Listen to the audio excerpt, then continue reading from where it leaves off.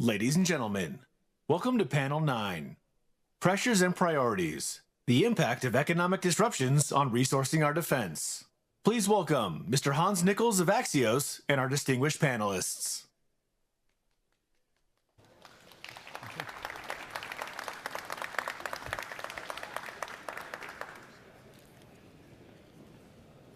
We drove a big crowd. The end of the day. Yeah, we need I think we have Panel 9. Are we live? Hardcore is still exactly. I don't know if they want to give us one more. We'll give it another minute. Do we want another minute? We can start.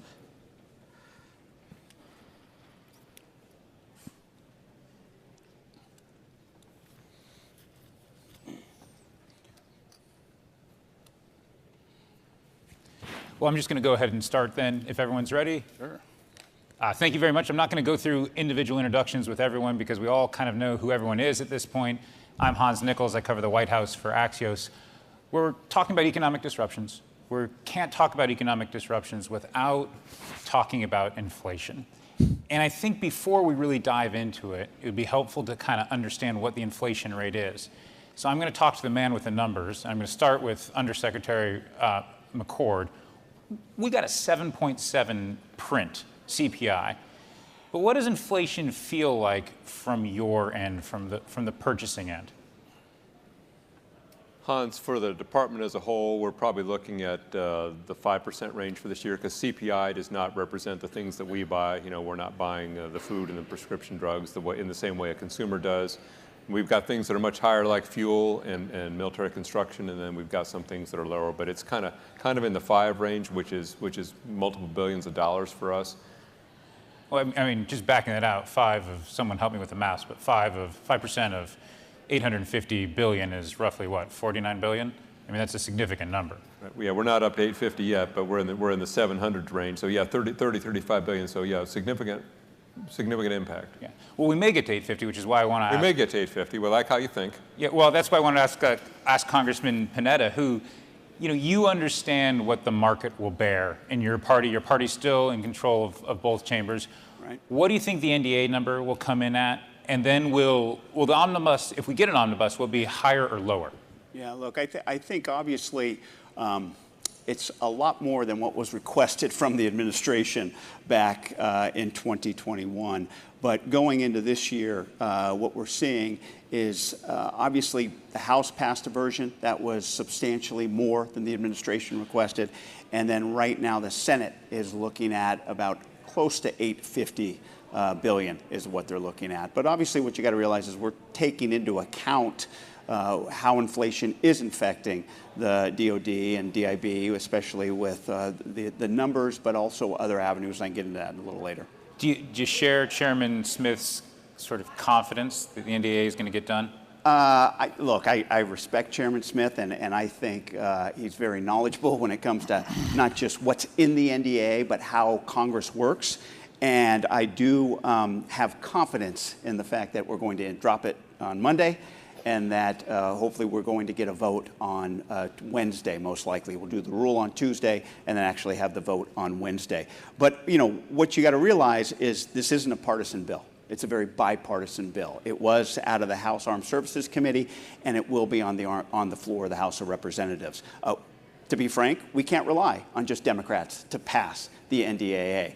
And that's why it's taken into account why the number has risen, but also knowing that we do need Republicans to pass this bipartisan bill, and we will. Well, Congressman Calvert, I saw some head nodding there on the NDA getting passed. You're confident it gets passed? Yeah, I think so. I think they have a pretty good agreement. On everything I hear is that the NDA is going to pass next week. I'm not as hopeful on the omnibus, but I'm working hard on it. We'll see what happens. Well, walk me through the omnibus then. Where do you think the number ends up at, and what are the consequences if we just do a CR for for the rest of the fiscal year? Well, it's doing a CR is not good. It's especially for the Department of Defense. They've never had to operate on a year-long CR. We don't want to start now. We need to get this done. That's our job. So we need to get together and do this. I'm probably looking at the Senate, trying to come together with some workable numbers where they can get 10 votes on the Republican side. I think they're working toward that to get a top-line number. I think that top-line number is what Jimmy was talking about. And if they do that, then we can start working the bill. It's not, you can't just do an appropriation bill in a day. You got to read out the bill, write it out. It takes a little while. So even if we came up with a top line number next week, I doubt if we can get it done by December 16th. So we're going to have to do a short-term extension. And that put, you're at 850 as well, just so I understand. Right. Yeah. Okay. Now the Senate numbers are, how they calculate numbers are different Right. than the House, because they have the nuclear weapons programs and the rest of that. Secretary Toro, if we do a CR, and you've got to live under CR for the next 9 months, how challenging is that? It's very challenging. It's extremely challenging for the Department of the Navy and all the military services and the entire Department of Defense. And the impact of a continuing resolution that would go on hypothetically for 6 or 12 months has far greater impact actually than the inflation rates themselves.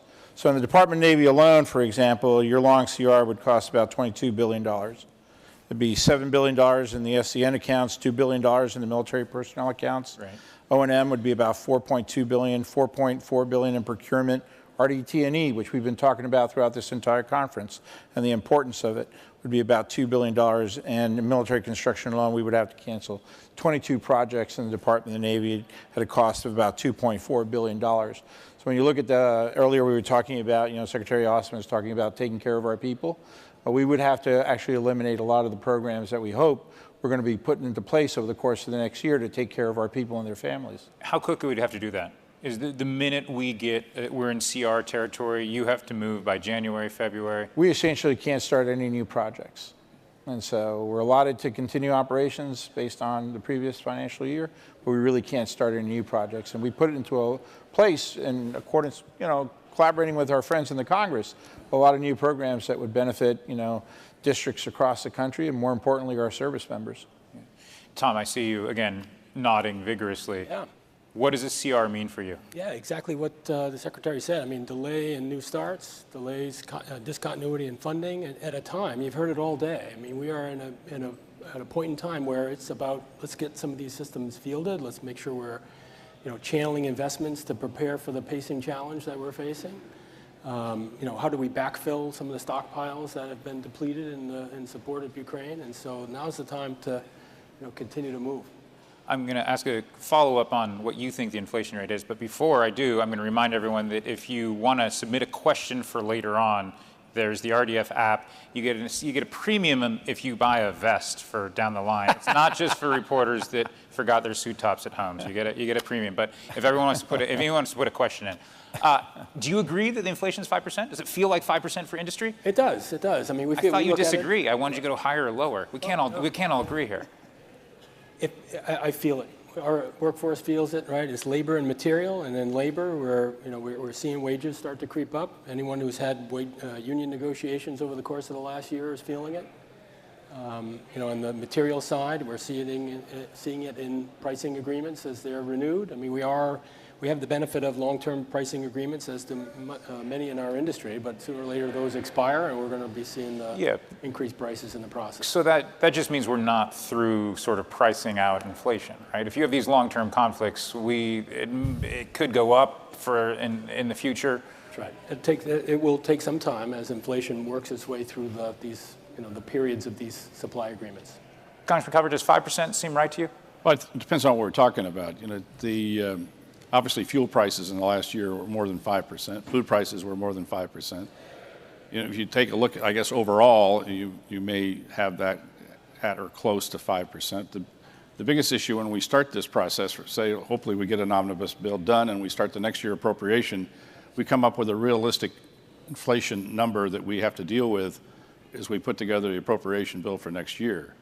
And if we believe it's closer to 6, as the Fed indicates that, then we should deal with that number and not come up with a lower number if the administration may say it's going to be 3% or 4%, because we got to deal in reality and not in fake numbers. Well, then I'll toss that to the Comptroller. You use a chained, GDP chained inflator, right? You have an index. Correct. When will you put that next number out? And you said 5%, because I think your last one assumed 3.9%, if I'm correct. Yeah, we actually have about 7 big components that we use. We use inflators for fuel, for food, for housing, for healthcare, for GDP for most things.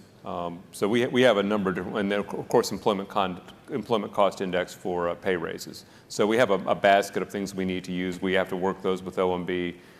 We ultimately have to agree with them on what goes in the budget. And I think it's important for us to work, as Congressman Calvert said, iteratively with the committees as we get new data, new information as it unfolds, to try and get to the best numbers we can at the end of the day. But we have a whole basket of things we're looking at, some of which, one or two of which we know now what's going to go in the budget, some of which are still going to be given to us by OMB a little bit later. And we get that number early in the next quarter? Possibly still in this quarter. Okay. But yeah, within weeks, I think we're going to have all the numbers that we're going to be using for the 24 budget. Obviously, for 23, the world will continue to evolve in execution. It's going to be harder if we get the omnibus finished this month, as we're all hoping. Then we're all kind of locked in, and it will be a little harder to adjust for the rest of this year. Does the delay on NDAA, does that hinder your ability to come up with a budget for FY 2024? How much of a challenge was that? I think the challenge for us is that, as we saw last year, when things start to stack up, as looks like it's maybe happening here, that there's an impact back on the back end on putting the next budget out. I think the White House, would like to have some clarity about what happened in 23 before you put out a 24.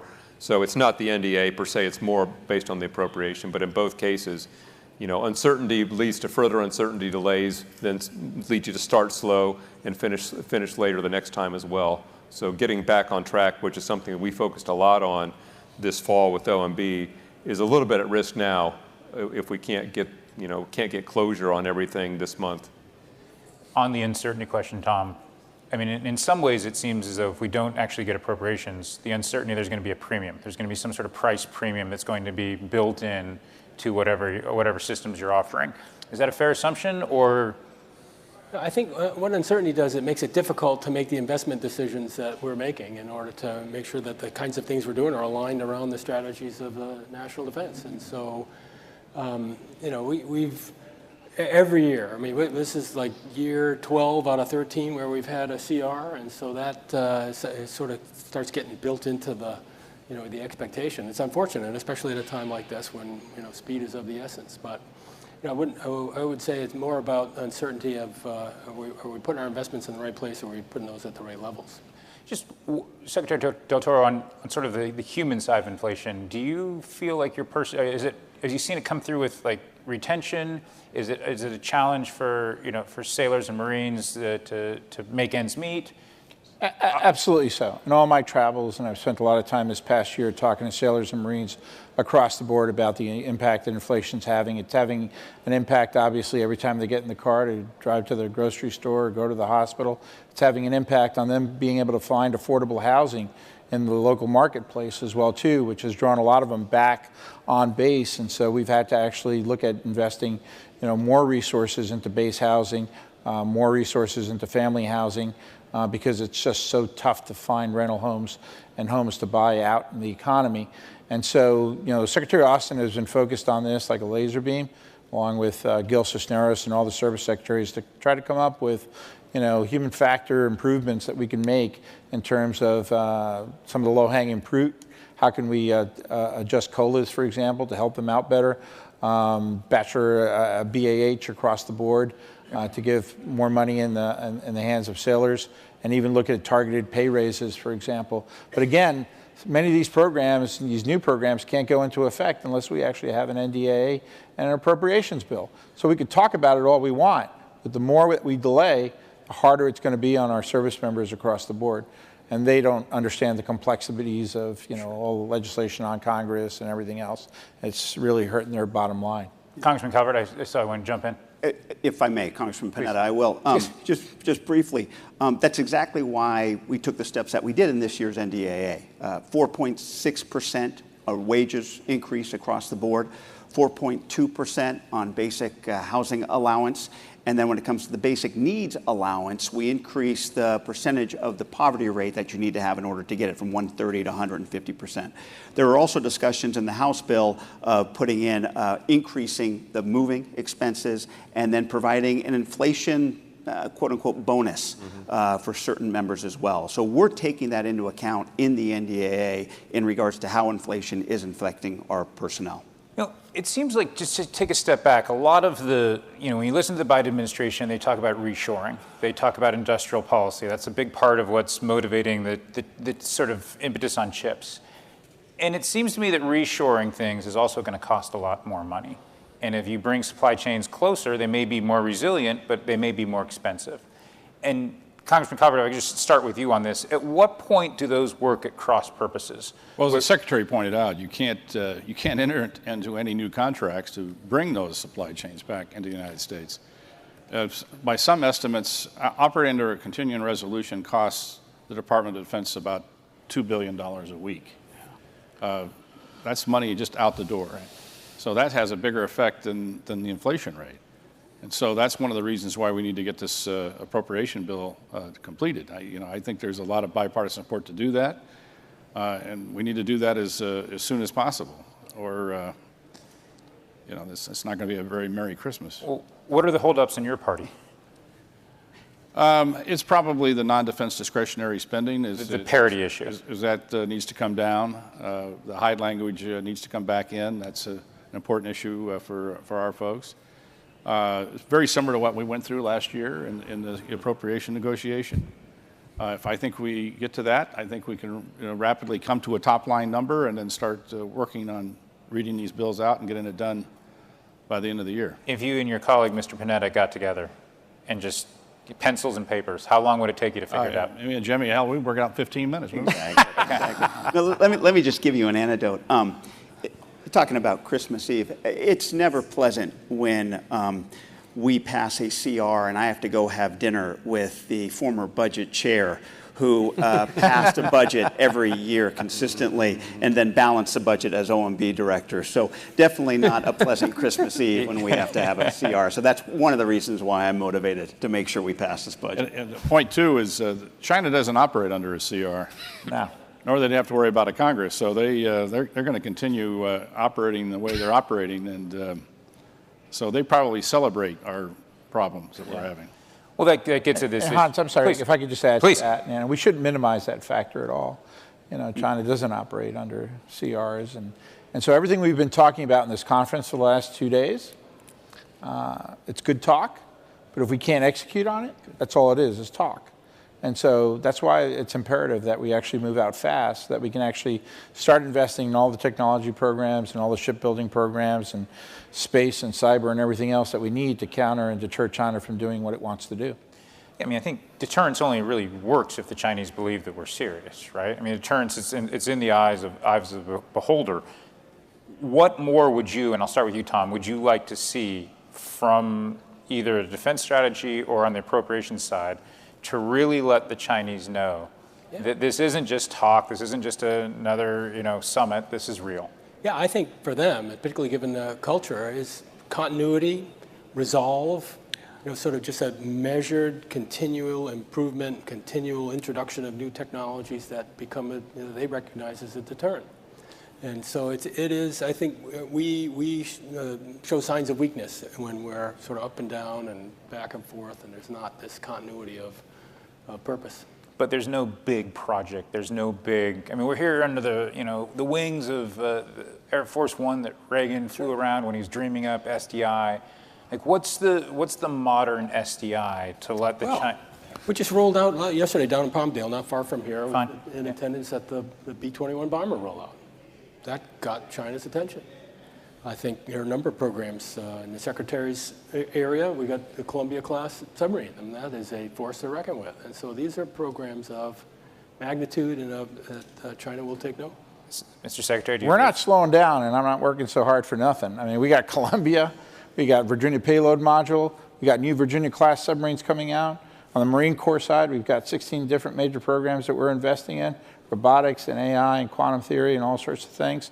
We've got DDG Flight 3, which can now do ballistic missile defense and air defense at the same time. So there's no shortage of investments and real commitment to deterring China from what it wants to do in modernizing our Navy. And the same thing applies across the Army and the Air Force as well. Without actually explaining quantum theory, could you explain quantum theory to me? Sure. It's using computer science to be able to do things better than human beings can actually do on their own. Does that require real investment? Of course it does. Everything, nothing's cheap, right? Nothing's free. Of course it requires real investment because you're actually advancing the pace of technology when you need scientists and researchers and data analysts that are very expensive. And you got to invest in training all those individuals, all those young Americans to learn all these things.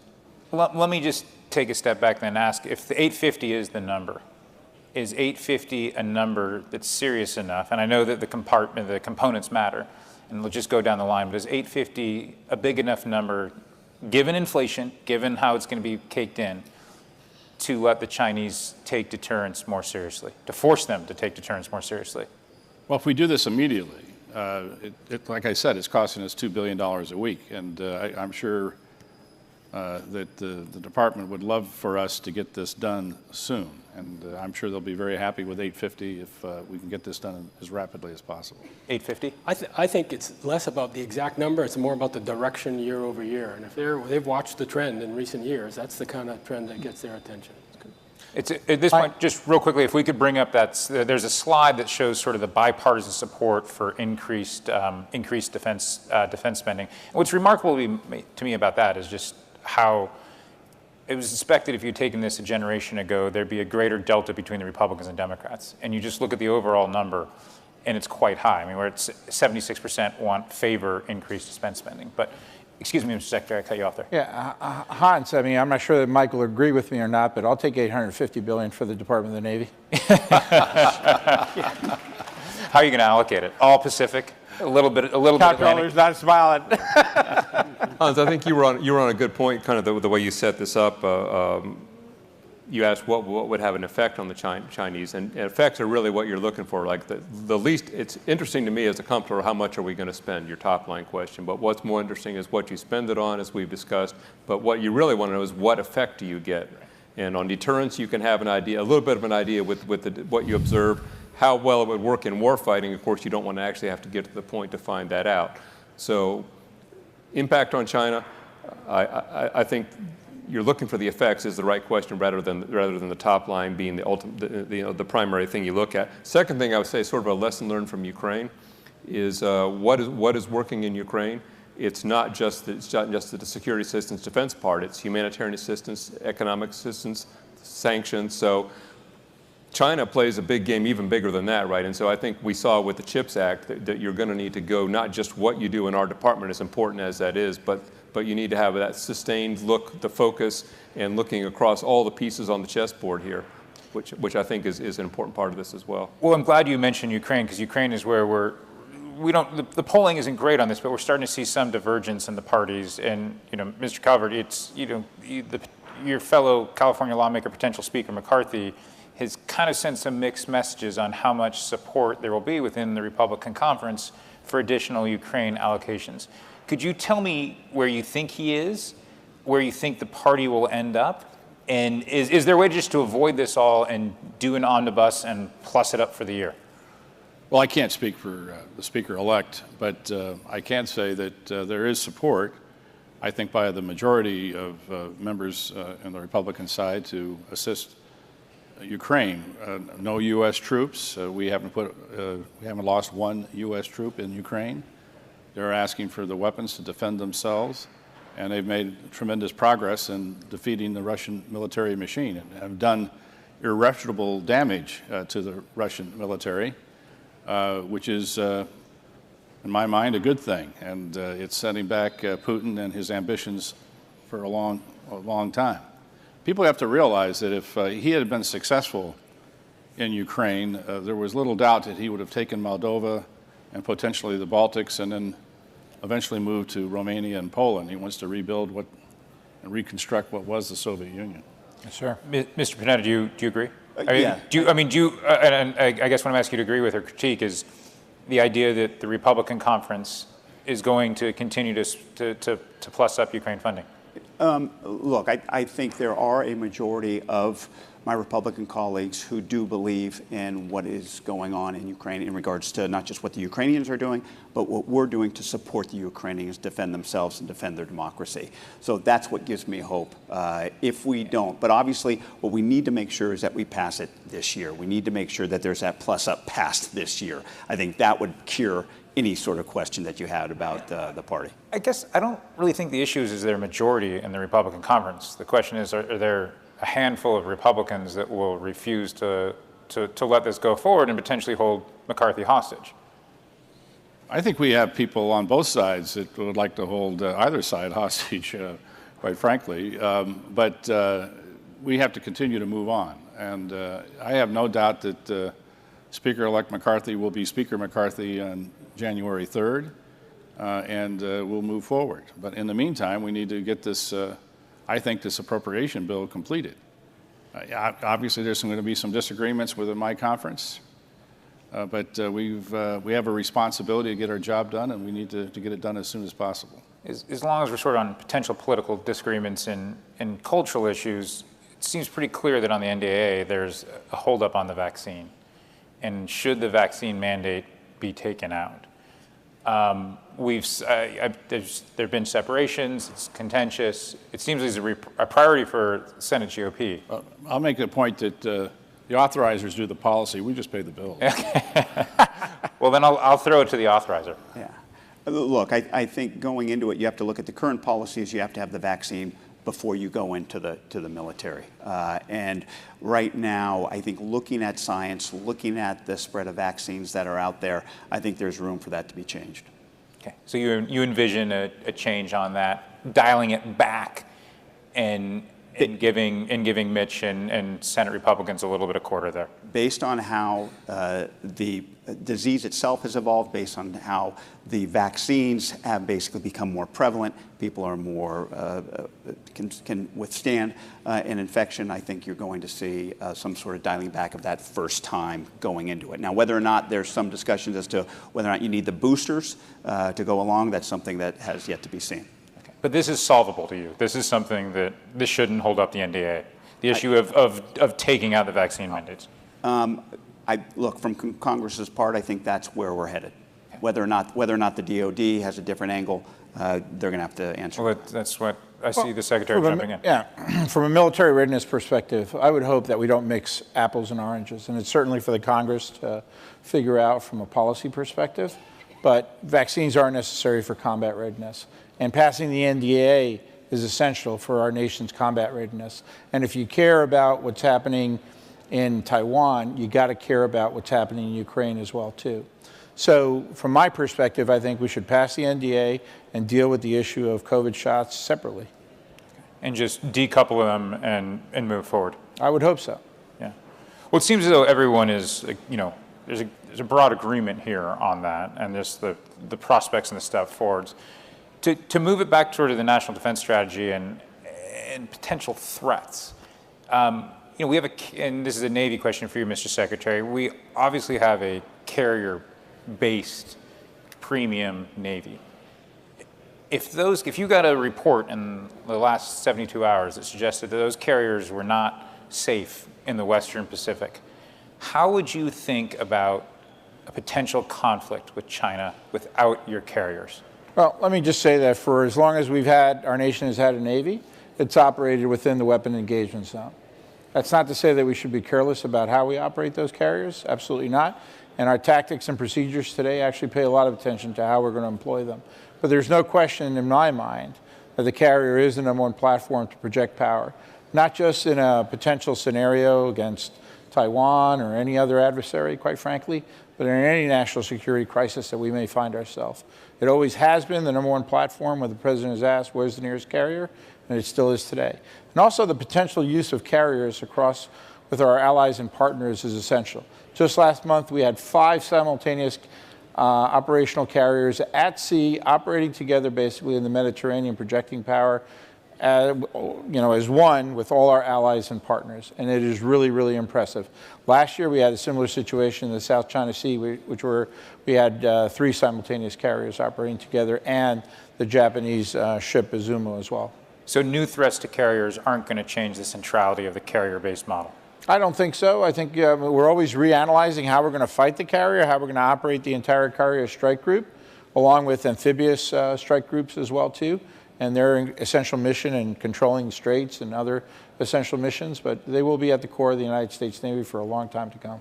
Mr. Yeah, Hans, I would just add that, I mean, that issue is not unique to the Navy, right? We have the same issue with land-based air, with space assets now. There's no such thing as risk-free, assets that are going to be essential to if there were a conflict with China. So we have to look at those issues all the time. Yeah, and obviously China believes that carriers are valuable. They're building them.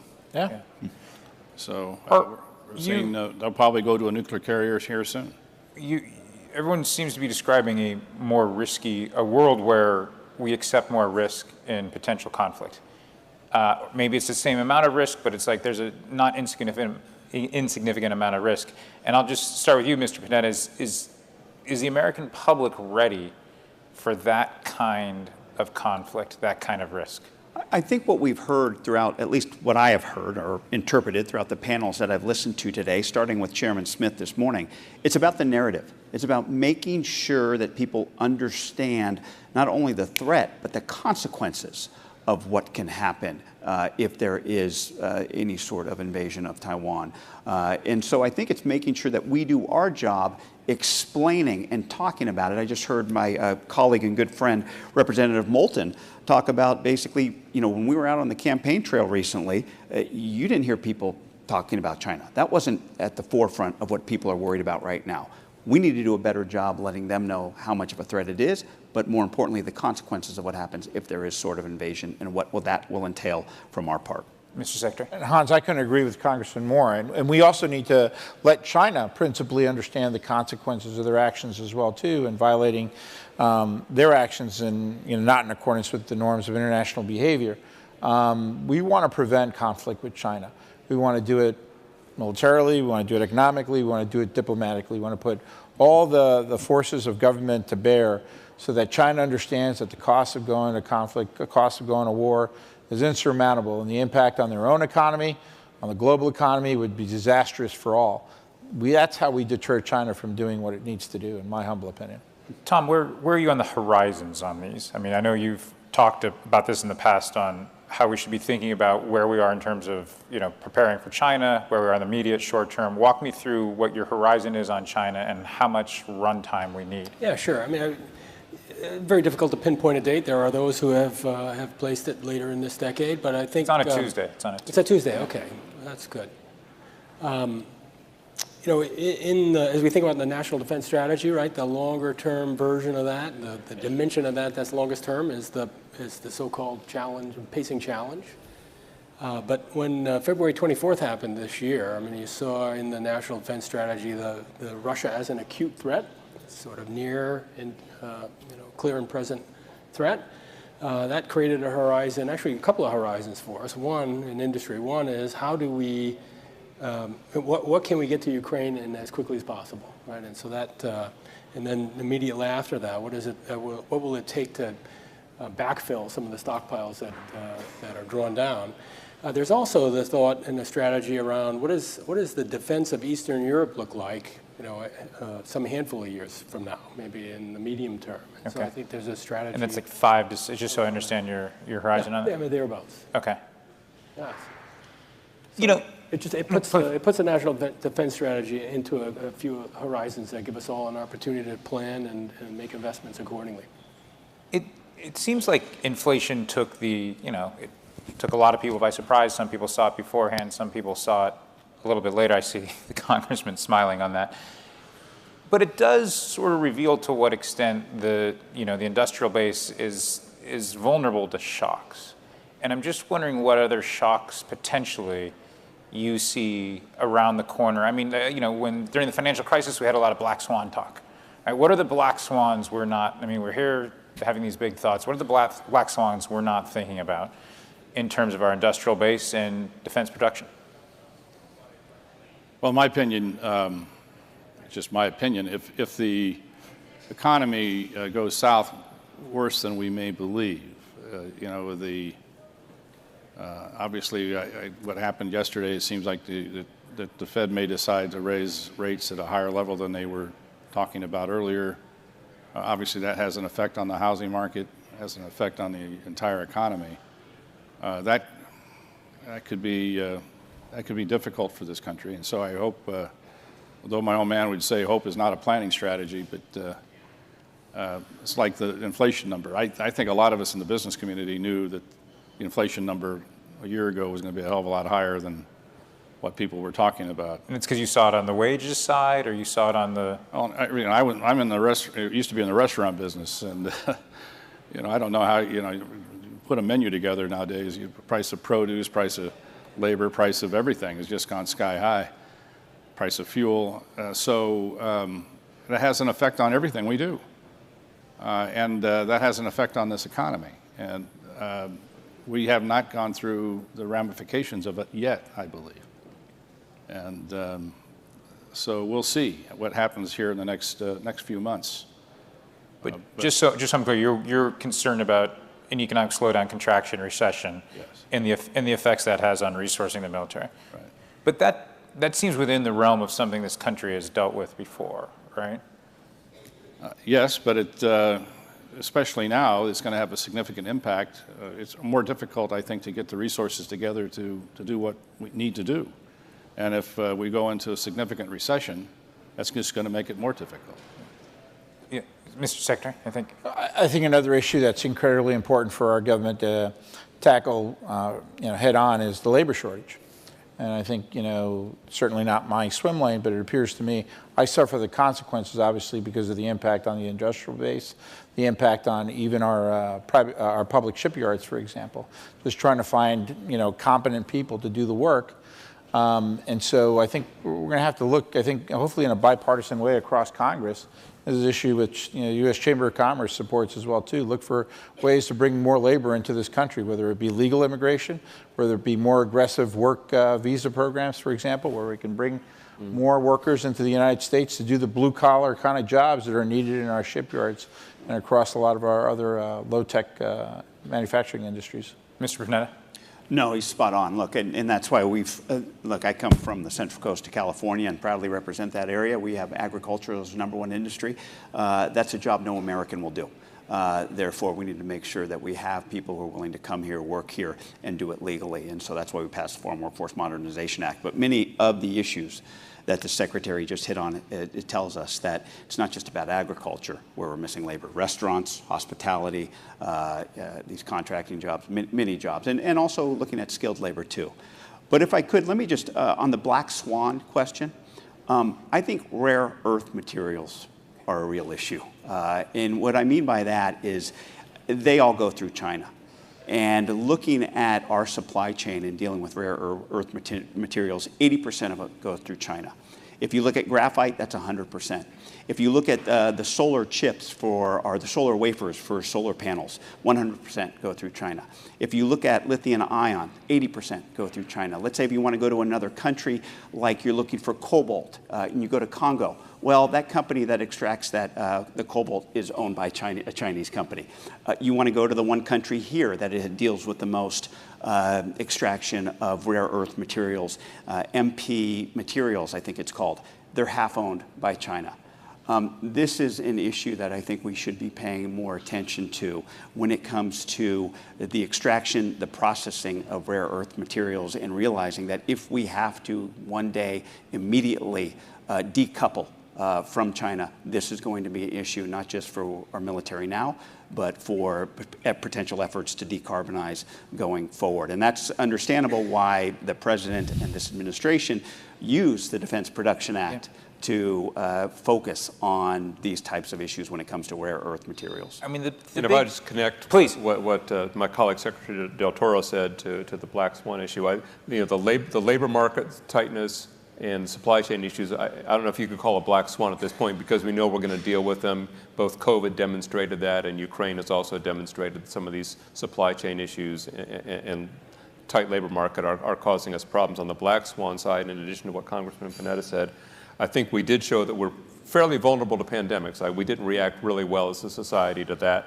And I would add, you can never rule out cyber, although we're working hard across the interagency and across private sector on protections on cyber, you can't rule out, I think, that as a major disruption, hopefully a short-term one if it happened. You know, to me, one of the issues with decoupling, which maybe the public hasn't fully priced in yet, is just how expensive it will be and how reshoring these jobs, there will be more jobs in this country, but things will be more expensive. And if I could, and then at the same time, we're asking our industry to do more with less. We want them to do it faster, and then we want to do it cheaper. And it seems to me like something in that equation has to give, right? Those aren't all possible. So if we do have a big reshoring movement and decoupling happens not suddenly but gradually, what effect will that have on costs for you and other primes? Yeah, I mean, I think you asked this question earlier. I mean, I think there is a trade-off between reshoring and cost, but I mean, it's the same as any trade-off where you're trying to mitigate risk. The mitigation of risk does not come for free. And so by onshoring and reducing your risk and vulnerability in your supply chain, there will be a premium to be paid for that. I mean, I think the idea is to make that as efficient a premium as possible and find ways to offset costs in other areas in order to, afford the risk mitigation. Congressman Calvert, is the country ready for that?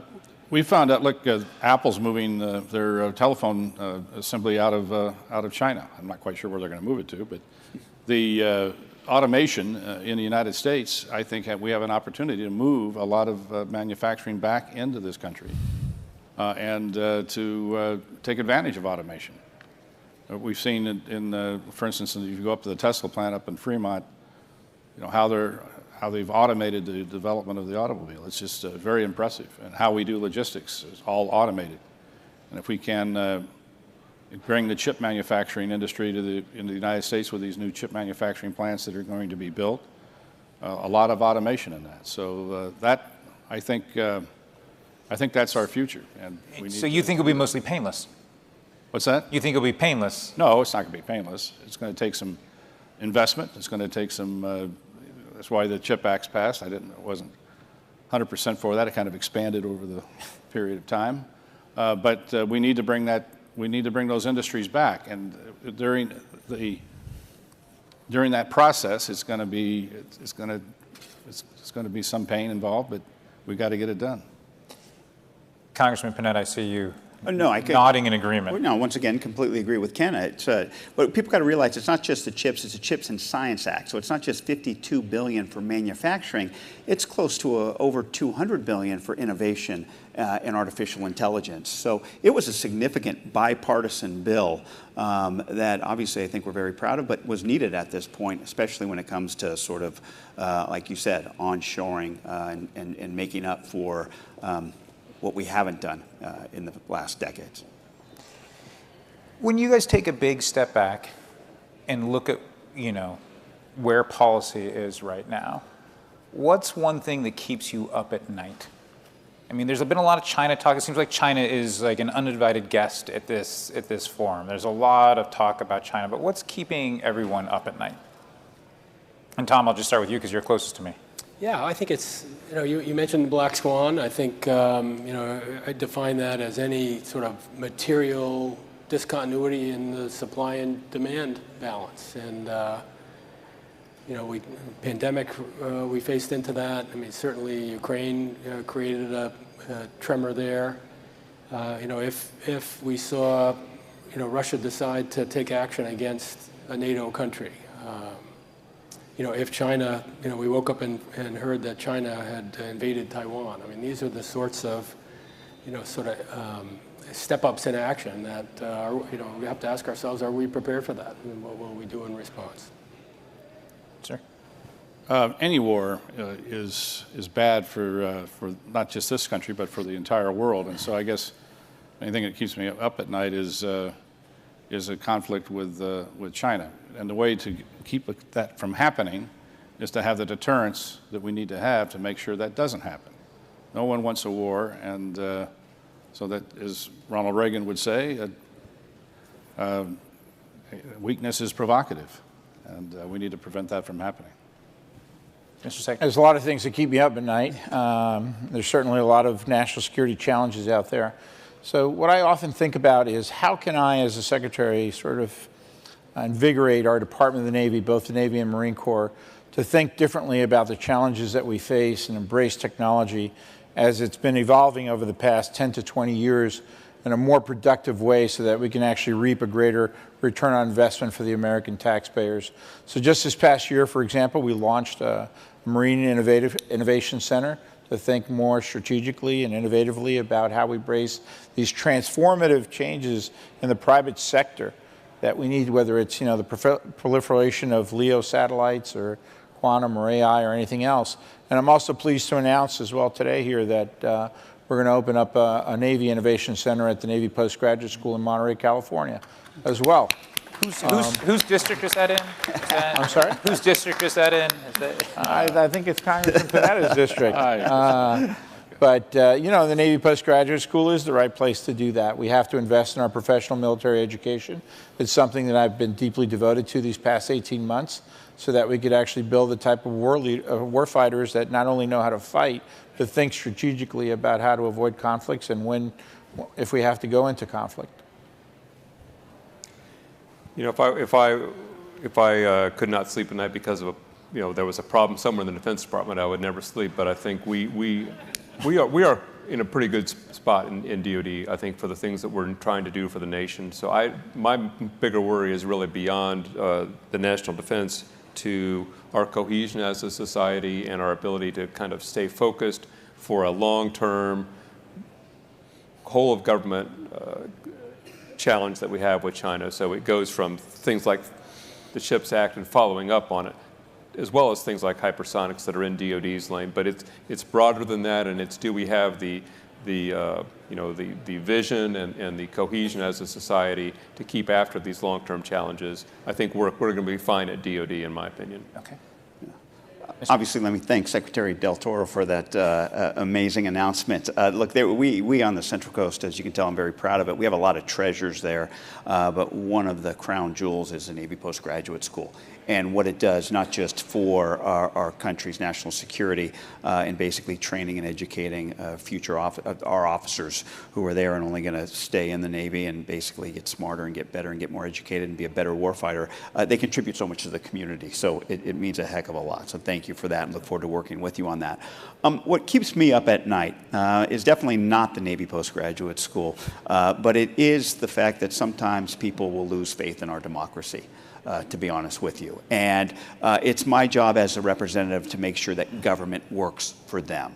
And that's why when we talk about the CHIPS and Science Act, when we talk about the Infrastructure Investment and Jobs Act, when we talk about the PACT Act, when we talk about the Safer Communities Act, major bipartisan pieces of legislation that we passed in Congress, that gives me hope that we can actually make government work for people, that we're actually doing our job. But like I said, what keeps me up is that people turn on the TV, they turn on Fox, they turn on CNN, they see the discordance, they see the arguing, they see the performance politics that are going on, and people expect that out of me. And that's not me. My job is to serve them and to make government work for them, and I hope that we can continue to do that.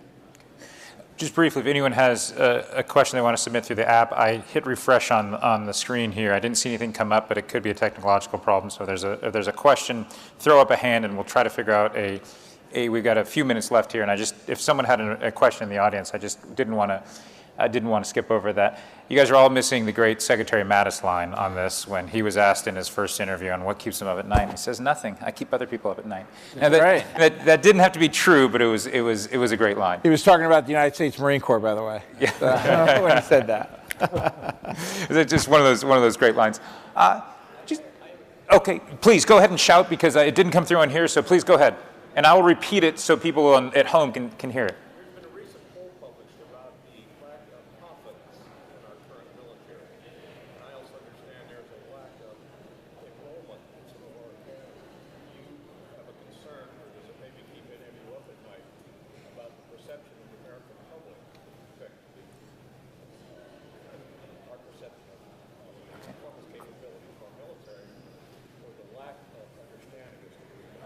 Great. I'll just repeat that for people that didn't hear it. It's basically a question is, do we have a problem with retention? Do we have a problem with confidence, the public not fully sort of being bought into what's happening? And especially with regards to the service academy, so I'll just start with you, Mr. Navy Secretary. Sure. No, absolutely. Look, our nation's been at war for 20 years. I think that naturally has an impact. Obviously, immediately following the the attacks of 9/11, and I was in New York when the towers went down. Saw it firsthand. People were called to duty, felt they had a commitment to make to their nation. Over the course of those 20 years, that's waned a bit.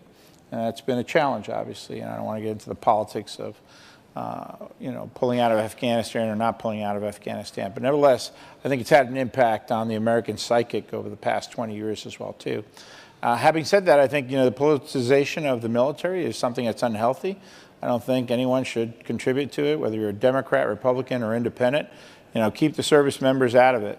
They serve proudly. Most of our service members, and I, command close to 600,000 of them, men and women. They put up their hand, they swear an oath to their country, to the Constitution of the United States. They're willing to sacrifice their lives. And we ought to respect that. And we ought to treat them with dignity and respect across the board. We should not involve them in this political debate, whether it's about vaccines or anything else. Don't use them as a pawn for political arguments. We owe them better than that. And that's what we ought to go back to. We ought to take care of them. I need your help recruiting across the board. Make sure they join either the Navy or the Marine Corps, not the Army or the Air Force.